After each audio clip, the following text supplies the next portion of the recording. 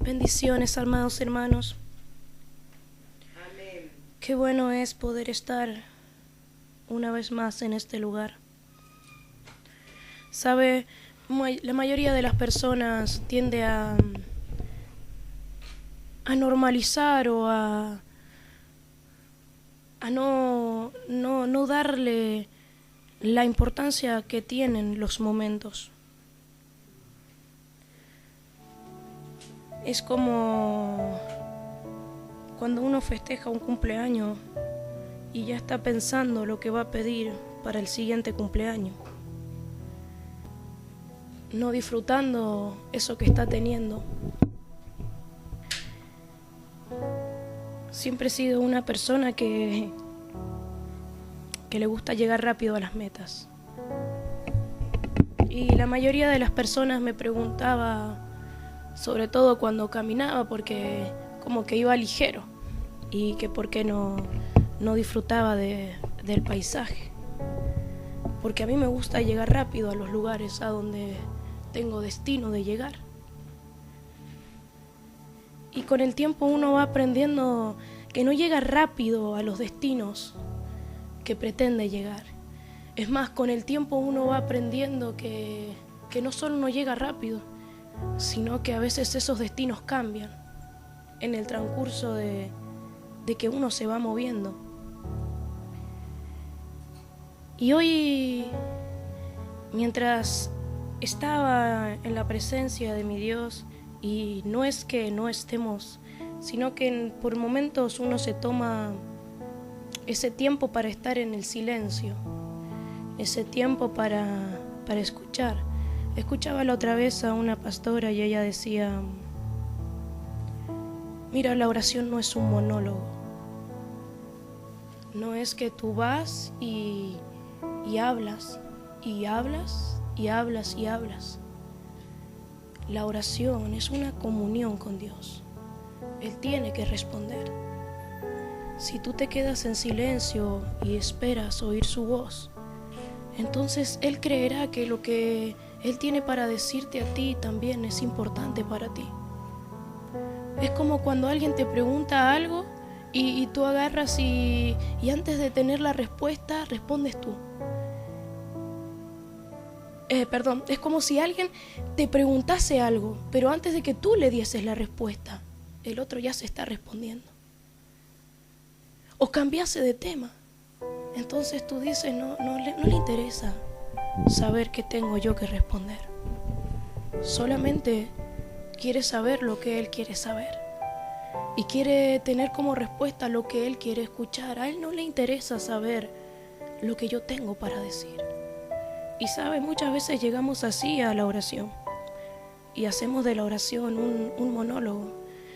Póngale usted el tono de voz y la intensidad que usted quiera a la oración. Pero la oración es la forma en que nos comunicamos con Dios. Por eso Jesús le decía Padre nuestro.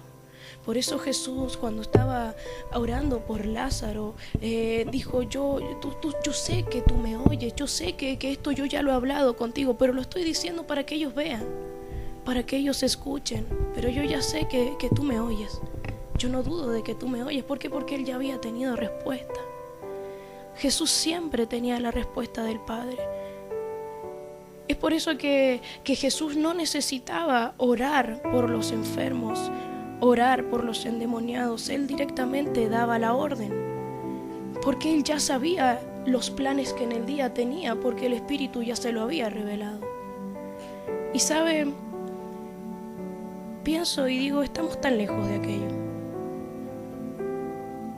Estamos, y digo estamos y me incluyo porque uno siente al Espíritu Santo, pero dice de esa forma en que el Espíritu te arme el plan del día,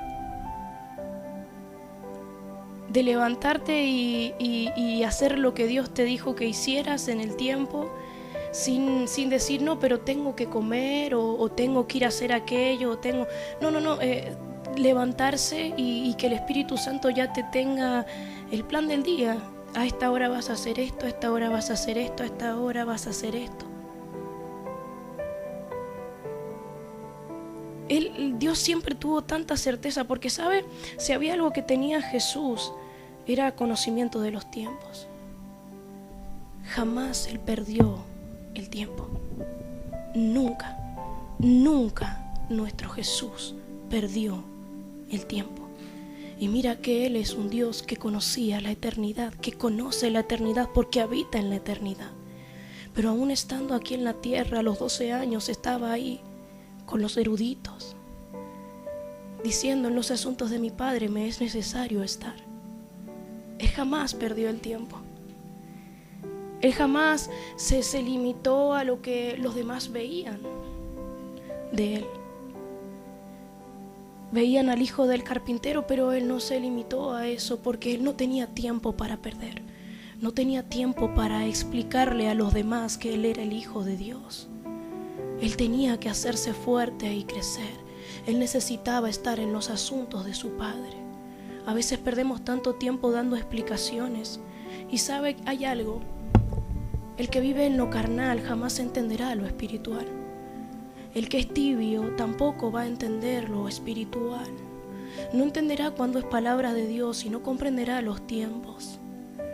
Y estos tiempos son tiempos que es necesario conocer.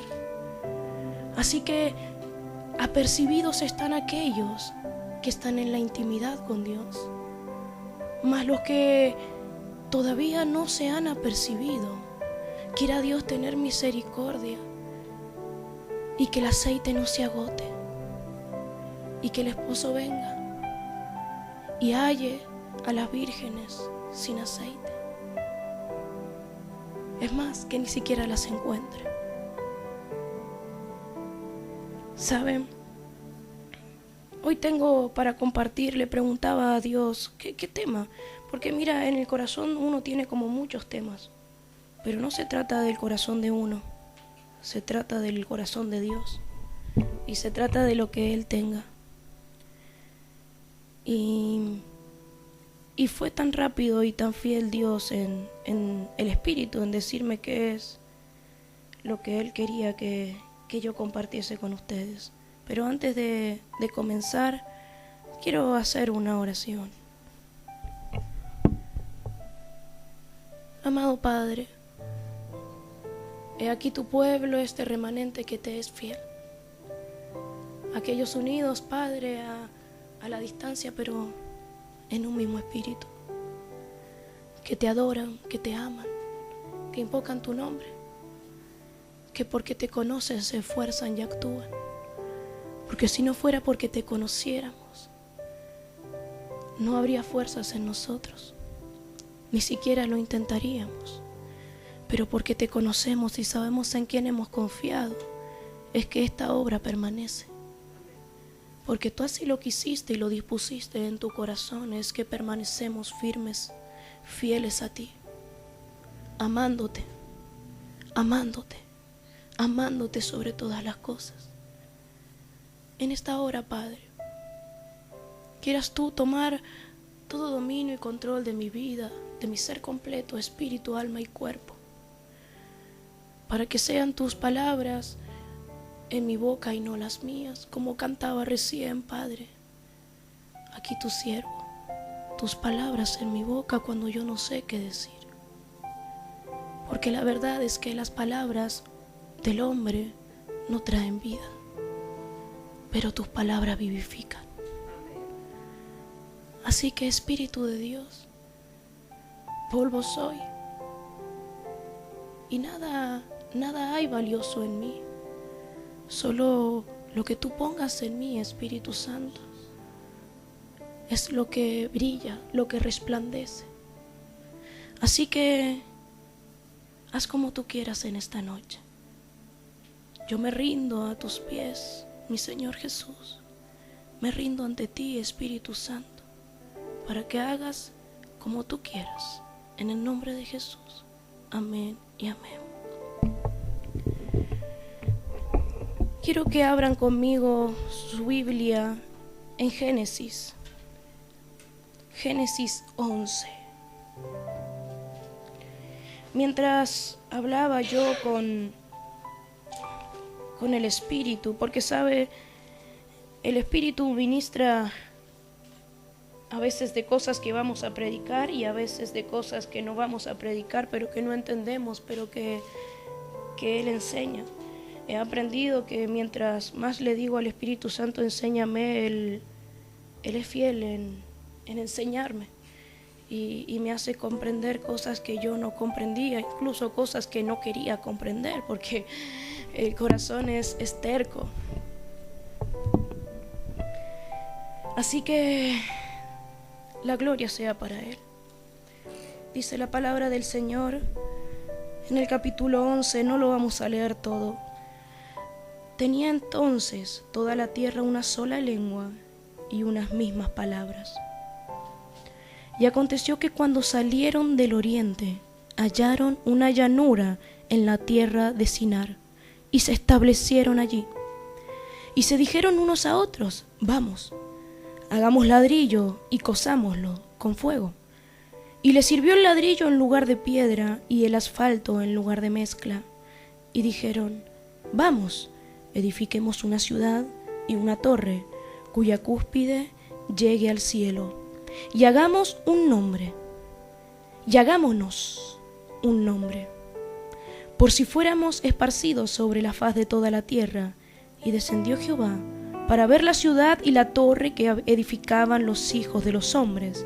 Y dijo Jehová: he aquí, el pueblo es uno, y todos estos tienen un solo lenguaje, y han comenzado la obra, y nada les hará desistir ahora de lo que han pensado hacer. ¿Sabe? La mayoría de las personas suele utilizar esta porción de la palabra para hablar de lo que algunos llaman el poder del acuerdo, como tomando el lado positivo. Y he entendido que no es lo mismo el poder del acuerdo que la unidad. ¿Sabe por qué? Porque el acuerdo es entre hombres.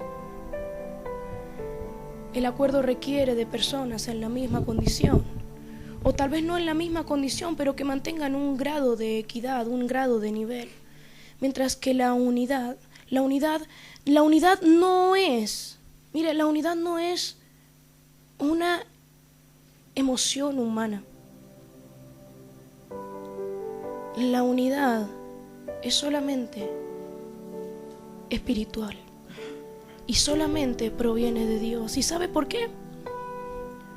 Porque hablar de unidad habla de una misma cosa, uno solo, no muchos. Se deja de hablar de multitud, se habla de uno solo. Uno solo. Por eso acá dice, no dice son uno solo, dice son un pueblo, un pueblo. Pueblos son muchos. Habla de muchas personas, no habla de uno. Pero ¿sabe? Jesús decía y le decía al Padre que ellos sean uno como tú y yo somos uno. No es lo mismo. Dios puede establecer unidad. ¿Sabe por qué? Porque Él te diseñó. Él sabe dónde tú encajas en una congregación, cuál es el diseño y el lugar en el cual Él te preparó para que tú estuvieras y crecieras y fueses de bendición. Pero también sabe dónde tú no tienes que estar y dónde a la fuerza te estás poniendo. Pero el acuerdo no es lo mismo. El acuerdo se da entre los hombres. Y yo leí acá y quiero que preste atención a algunos detalles de esto. Dice que ellos salieron del oriente. El oriente es sinónimo de la presencia de Dios. Dice, salieron del oriente y hallaron una llanura en la tierra de Sinar. ¿Sabe qué significa eso? Que ellos estaban colocados en otro lugar. Ellos estaban en lo alto y decidieron bajar a la llanura. Y vamos a ir notando algunas similitudes con el pueblo de hoy. Y se establecieron allí y se dijeron unos a otros: hagamos ladrillos. Y el ladrillo les sirvió en lugar de piedra y el asfalto en lugar de mezcla. ¿Sabe qué hicieron estos hombres? Salieron de la presencia de Dios, salieron de las alturas, se colocaron en la llanura y dijeron: ¿para qué dependeremos de Dios? ¿Para qué necesitamos su lluvia temprana y tardía? ¿Para qué necesitamos la piedra angular? Cosamos ladrillo. Y buscaron con sus propias fuerzas, con sus propias habilidades, y establecieron su mezcla, asfalto. ¿Sabe por qué? Ellos dijeron: esto no va a poder ser roto, esto no va a poder ser destruido, esto aún va a persistir. Y fíjese que dice, mire, esto habla de cómo el hombre dejó de tener en cuenta a Dios y comenzó a considerarse en sí mismo el poder hacer todas las cosas. Edifiquemos una ciudad, ya no con Dios, lejos del oriente, lejos de su presencia, y una torre cuya cúspide llegue al cielo. Querían prescindir de Dios. Querían prescindir de Dios. Y hagámonos un nombre. ¿Sabe por qué? Porque no era suficiente el nombre que Dios les había dado. Esto es el pueblo que hoy tenemos. Tenemos un pueblo que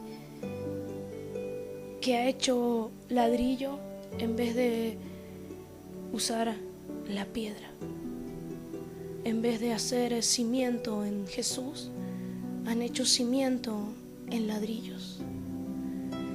En vez de usar la mezcla que Dios les ha dado, han decidido establecer lazos con asfalto. Y la mayoría de los lazos que los hombres establecen son lazos de esclavitud, son lazos de opresión, son lazos de ese amor egoísta que no es amor. Por eso es que las familias no tienen carácter de familia ya, porque los unen otros lazos que no son los lazos que Dios estableció. ¿Sabe qué nos une a Dios? El amor que Él tuvo por nosotros. Pero estos prescindieron de Dios y se pusieron de acuerdo. Pero no para edificar para Dios, sino para hacerse renombre ellos, para que ellos fueran glorificados.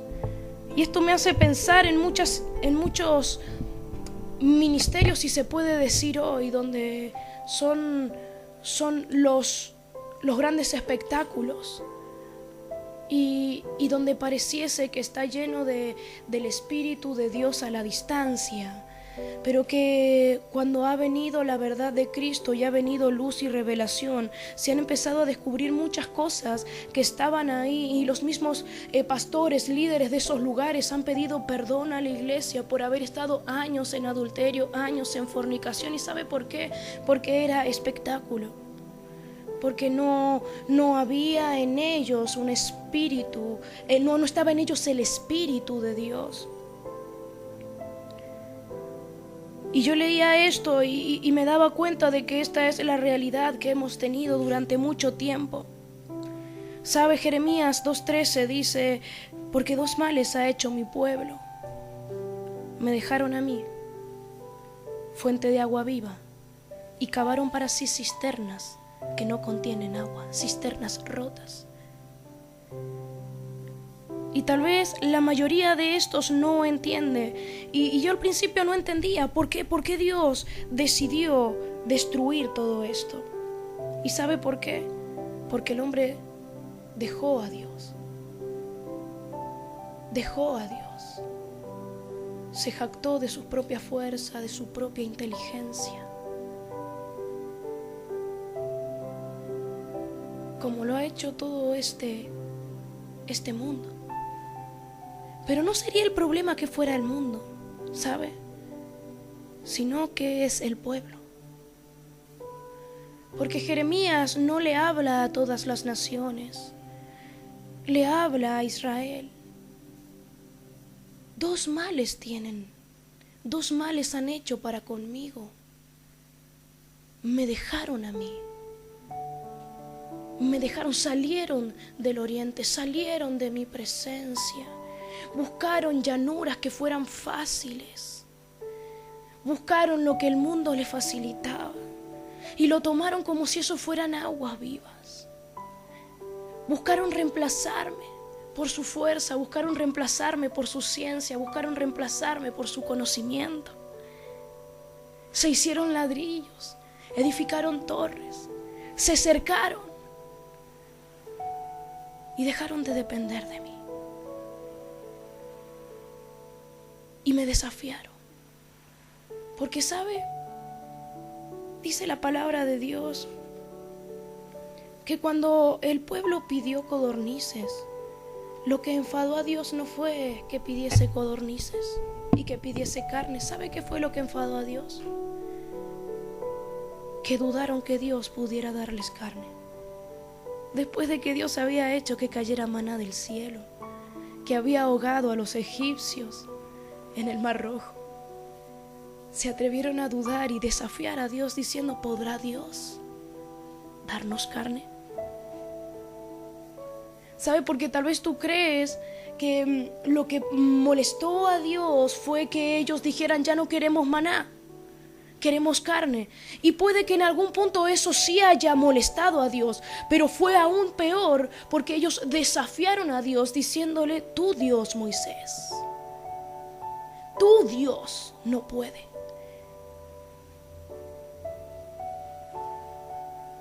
Y sabe, muchas veces nosotros actuamos así. Hemos visto la mano de Dios obrar de montones de formas, con maravillas, con prodigios, con milagros. Pero a veces dudamos de que Él pueda hacerlo. Y no hay nada que moleste más a Dios que tú dudes que Él pueda hacerlo. Cuando Él te ha mostrado su amor y su misericordia, Él ha hecho manifiesta su salvación sobre tu vida. ¿Qué es para Él hacerlo una vez más? No hay nada que sea difícil para Dios. Y esta es una manera en que el hombre suele ponerse de acuerdo. Pero fíjese que hay algo, dice que nada lo iba a hacer desistir. Dice: son uno y tienen un solo lenguaje y han comenzado la obra y nada les hará desistir. Nada les hará desistir. Y fíjese que el principio de este capítulo dice: tenían una sola lengua y unas mismas palabras. ¿Sabe qué? Venía uno y el otro le decía: tenemos que cocinar ladrillos. Y el otro le decía: bueno, yo voy a hacer el fuego, tú busca la mezcla. Y venía y ese otro traía y decía: ¿y dónde lo vamos a poner? No importa, porque aquel ya lo consiguió. Tenían una misma palabra. Hablaban todos lo mismo. No era solo el mismo lenguaje, sino el mismo contenido. ¿Sabes por qué? Porque la idea de estos era independizarse de Dios. Y quiero que pienses que si el hombre, si existe esa capacidad en el hombre de llegar a un punto de hablar una misma palabra, un mismo contenido, al punto de ponerse de tal manera de acuerdo que hayan tenido Dios que descender y confundir sus lenguas para que el propósito no perseverase, ¿qué pasaría si entonces la iglesia se uniese en una misma lengua, en un mismo sentir, con una misma palabra, en Cristo Jesús? ¿Sabe que cuando Dios le dijo a Pedro: ni las puertas del Hades prevalecerán ante el poder de la iglesia, no estaba hablando de una iglesia? Mira, la iglesia es la iglesia, es una iglesia. No existen las iglesias. No existen los que son parte del cuerpo de Cristo. No existe un cuerpo y es el cuerpo de Cristo. No existe tu forma de pensar y tu forma de sentir a tu manera y la forma en que tú interpretas. Existe un cuerpo y un espíritu. Y si en tu cuerpo está tu espíritu dirigiendo, entonces no está el Espíritu de Dios, por lo tanto no estás en el cuerpo. Es un cuerpo y un espíritu. Es la iglesia. Y quiero que vayamos ahora a Hechos 12.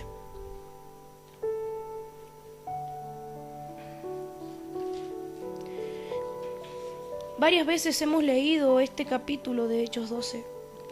Y dice Hechos 12 que Pedro había sido encarcelado. Y si usted lee en el versículo 5, así que Pedro estaba custodiado en la cárcel, pero la iglesia hacía sin cesar oración a Dios por él. Otro de las versiones dice, oraba fervientemente por él. Y si usted sigue leyendo el capítulo, va a ver que dice que apareció un ángel y le dijo, mira Pedro, levántate, despiértate. Creo que le dice, vístete o cíñete.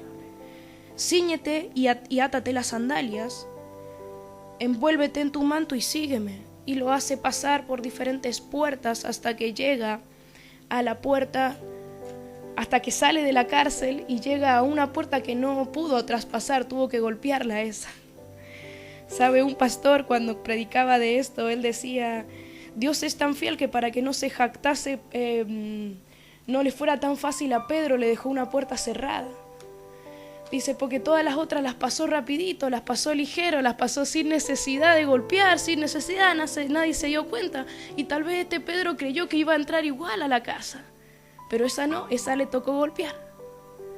Y a veces nosotros queremos que todas se abran rápido y hay algunas que toca golpear.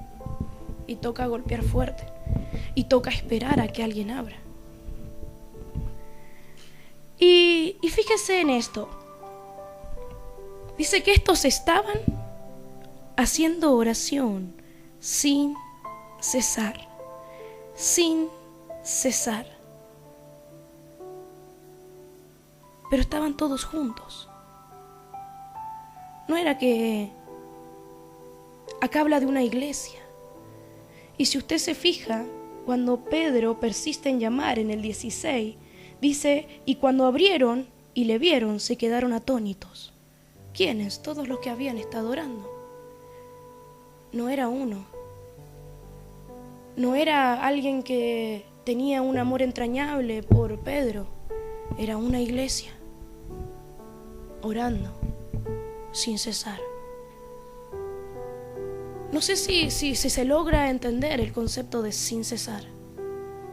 Persistiendo, persistiendo, persistiendo, persistiendo. Porque ¿sabes? Si esta iglesia hubiera dicho, bueno, oremos ahora y bueno, veamos mañana a ver qué pasa y nos vamos cada uno a dormir, total ya es tarde. Vamos a descansar. Después de todo, la voluntad de Dios se va a hacer. Que pase lo que Dios quiera que pase. Esa es la fácil, ¿sabe? La fácil es, Dios es Dios, Él puede hacerlo conmigo o sin mí, Él no necesita si yo oro o no oro, después de todo Dios es Dios, que Él haga lo que Él quiere y como Él quiera, y si algo fue de bendición es porque así Dios lo quiso, y si algo fue de maldición y dañó y trajo aflicción a la otra persona, por algo Dios lo habrá hecho. Pero esa es la forma fácil, esa no es la forma de Cristo. Esa no es la forma de Cristo. Esta iglesia estaba orando sin cesar. ¿Sabe qué es sin cesar? Hasta que lo que ellos no pensaban ocurriese. ¿Por qué esta iglesia oraba sin cesar? ¿Por qué? ¿Por qué oraba sin cesar? ¿Acaso dudaba que Dios fuera a responder? ¿No habrá esta iglesia tal vez escuchado de aquella mujer cuando Jesús hablaba Y fue y pedía una y otra vez al rey que le hiciese justicia. Y cansado le dijo: bueno, ¿qué es lo que quieres? Porque me tienes hastiado. ¿Qué es lo que quieres? ¿No habrá esta iglesia escuchado las palabras de Jesús cuando los discípulos lo parafraseaban y lo predicaban y les decía: orad sin cesar, pedid y se dará, llamad y se os abrirá, buscad y hallaréis? ¿No habrá esta iglesia orado, clamando con una misma palabra, diciendo: tú lo escogiste, tú lo pusiste por líder, tú eres el que le has sostenido, tú dijiste que las puertas se abrirían y estamos golpeando en los cielos? Abre las puertas espirituales y abre las puertas físicas. Tú lo dijiste, no son nuestras palabras, son tus palabras, una y otra vez diciendo: tú lo dijiste, hazlo. Espíritu Santo, Espíritu Santo, Espíritu Santo, tú lo dijiste, tú lo declaraste. Manifiéstate, muestra tu poder, muestra tu gloria, porque en ti hemos confiado. Son tus palabras las que hoy predicamos, son tus palabras las que declaramos. No son nuestras palabras, no es nuestro deseo, no es lo que nos da la gana, es lo que tú quieres. ¿Habrá sido así la oración de esta iglesia? Incluso, ¿sabes qué? Creo que era una oración aún más profunda. Era una oración con clamor. ¿Sabe? Era una oración con gemido. ¿Sabe por qué? Porque estos decían: escucha, Espíritu de Dios. Jesús dijo: hiere al pastor y se dispersarán las ovejas. Somos ovejas, y tú eres nuestro Dios, pero has puesto a alguien que nos guíe, Pedro. ¿Qué haremos nosotros sin él? ¿Qué haremos nosotros sin él? Porque si hay algo que tenía esta iglesia claro, era que Dios había establecido personas específicas para que ellos fueran edificados. No edificados en teologías, no edificados en doctrinas, edificados en amor. ¿Sabe lo que nos diferencia del mundo? No es que tú te creas más santo, ni que yo me crea más santa. No es que tú tengas, no sé, mucha plata o te puedas dar lujos o que tengas títulos. No. Porque sabe, cuando viene la muerte, tú agarras y le dices: mira, pero quédate con cualquiera de las casas que yo tengo y a mí déjame la vida. La muerte no va a negociar contigo. No le vas a decir: espera, mira que yo soy abogado. Porque la muerte a lo único que respeta es a la sangre del Cordero. Amén, aleluya. Y sabe, la sangre del Cordero es el amor líquido de Dios. Amén. Gloria a Dios. ¿Sabe por qué tú te sabes salvo, te sabes libre? Porque antes te has sabido amado en Jesucristo. De tal manera amó Dios al mundo que ha dado a su Hijo unigénito, para que todo aquel que en Él cree no se pierda, mas tenga vida eterna. Es su amor, es su amor, es su amor. Y ellos tenían esto. Ellos oraban sin cesar, oraban sin cesar, oraban sin cesar. Y tú me dices: bueno, ¿y a qué viene todo esto? Ya hablamos de la Torre de Babel. Hablamos de la iglesia que clamaba y oraba para que Pedro saliese de la cárcel. Que en ambos casos había una intención. En ambos casos había un propósito en común y había una palabra que guiaba los propósitos de vida. Escucha, es un propósito de vida. No te estoy hablando. Esta iglesia, ¿sabes qué pensaba? Esto es el mañana. No estaba pensando en qué iba a comer al día siguiente. No, ellos oraban sabiendo que el mañana estaba si estaba Pedro. Y no porque adoraran a Pedro, porque sabían que en sus manos estaba la responsabilidad de clamar y de orar por él. Porque Dios se los había dado. Como a ti Dios te ha dado un pastor, una pastora, una iglesia, un hermano en Cristo. Es tu responsabilidad. Si el propósito de tu vida radica solamente en tu vida, hermano mío, entonces tú no estás en el cuerpo. Porque ¿sabe? Si yo tengo fiebre, no tengo fiebre en una sola parte de mi cuerpo. Todo el cuerpo se duele. Todo el cuerpo se duele. Todo el cuerpo se duele. Hasta el último pelo se duele. Así que si tú no puedes responsabilizarte por lo que parte de tu cuerpo está sintiendo y no puedes actuar en concordancia con eso, entonces no estás siendo parte del cuerpo, eres parte de otro cuerpo, hermano. Porque hacia nosotros nos duele ver que pastores partan. Si a nosotros nos duele ver que niños mueran, que los matrimonios se destruyan, que los jóvenes se suiciden, que el diablo siga arrebatando y siga avanzando. Si a nosotros nos duele y a ti no te da mella, entonces no eres de este cuerpo, no eres del cuerpo de Cristo.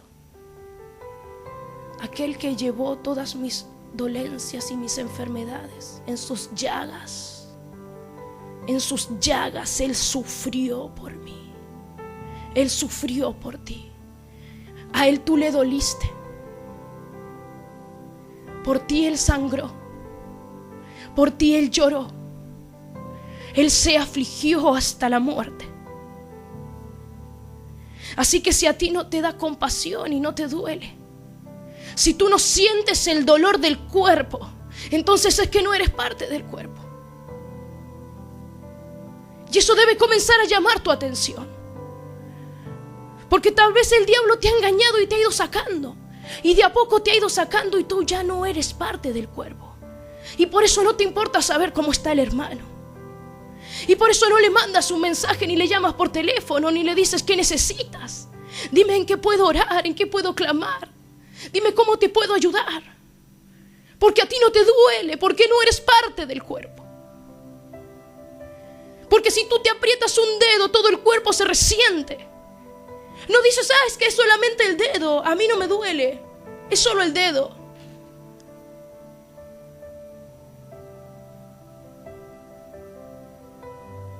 Dice Efesios 4:13, y Él mismo constituyó a unos apóstoles, a otros profetas, a otros evangelistas, a otros pastores y maestros, a fin de perfeccionar a los santos para la obra del ministerio, para la edificación del cuerpo de Cristo. Es que tú tienes un fin, ser perfeccionado para hacer la obra, no la tuya, no tus sueños, no tus planes, no lo que añoraste toda tu vida, sino para hacer la obra del ministerio. ¿Para qué? Para edificación del cuerpo de Cristo.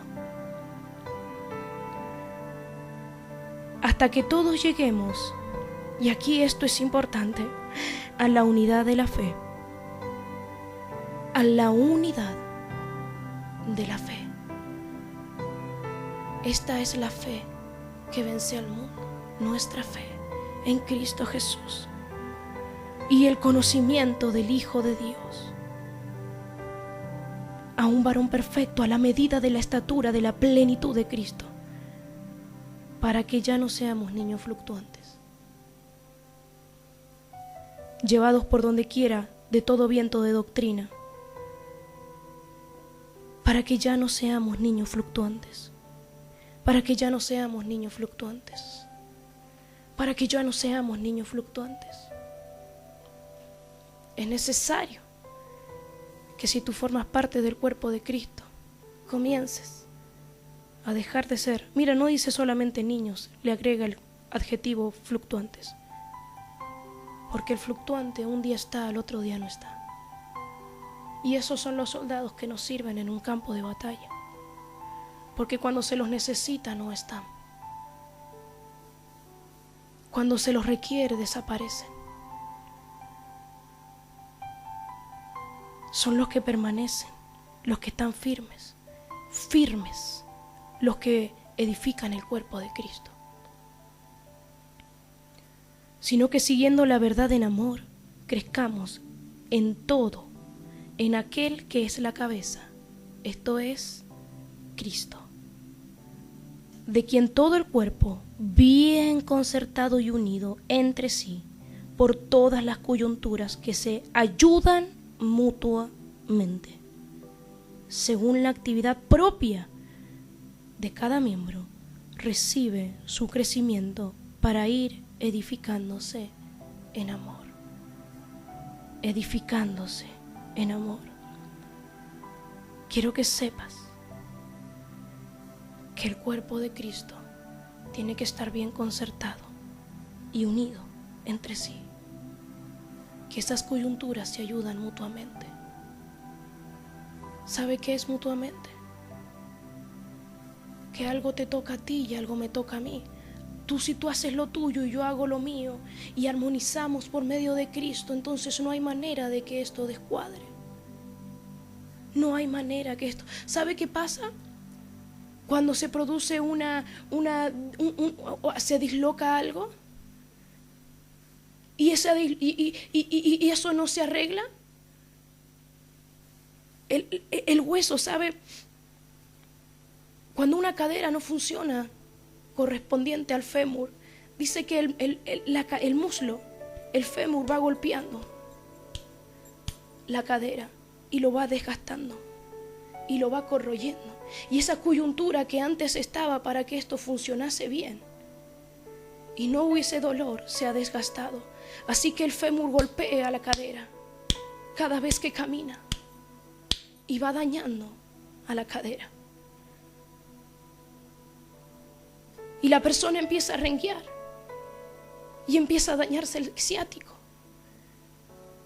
Y con el tiempo que va pasando, cada vez eso es peor. Pero acá Dios está hablando de que sí hay coyunturas, que sí hay. ¿Sabe cuál es esa coyuntura? Es el amor. Porque cuando a ti algo no lo entiendes, viene el amor. Y tal vez tú dices, pero yo no lo entiendo. Pero el amor viene, y viene la palabra blanda que suaviza, no como la palabra llena de ira que genera aún más dolor. Entonces viene el amor y se produce una capa y esto vuelve a funcionar normalmente, como corresponde. Y tú no entiendes, pero dices, es el amor de Cristo, es el amor de Cristo. Dios es amor. ¿Tú quieres saber por qué la iglesia no funciona en unidad? Porque la iglesia no ama. Y no ama porque Cristo no está en ella. Porque hemos llenado los templos de personas, mas no del Espíritu de Dios. Porque las iglesias se han llenado de constituciones que asimismo se establecieron para regular la relación entre los miembros de la iglesia. Pero acá no me dice que hacía falta. Habían profetas, habían apóstoles, habían evangelistas, habían maestros. Y no hacía falta. ¿Sabe por qué? Porque estaba el amor. Volvamos al amor. Porque recién cuando volvamos al amor y Cristo esté en nosotros, entonces podremos comenzar a decir, yo soy cuerpo de Cristo. y siento cuando a ti te duele. No hay unidad sin amor. Y no vamos a lograr nada, no vamos a lograr lo que esta iglesia logró en oración, si antes no está esa unidad en amor. Toda bendición sea sobre ustedes, hermanos amados.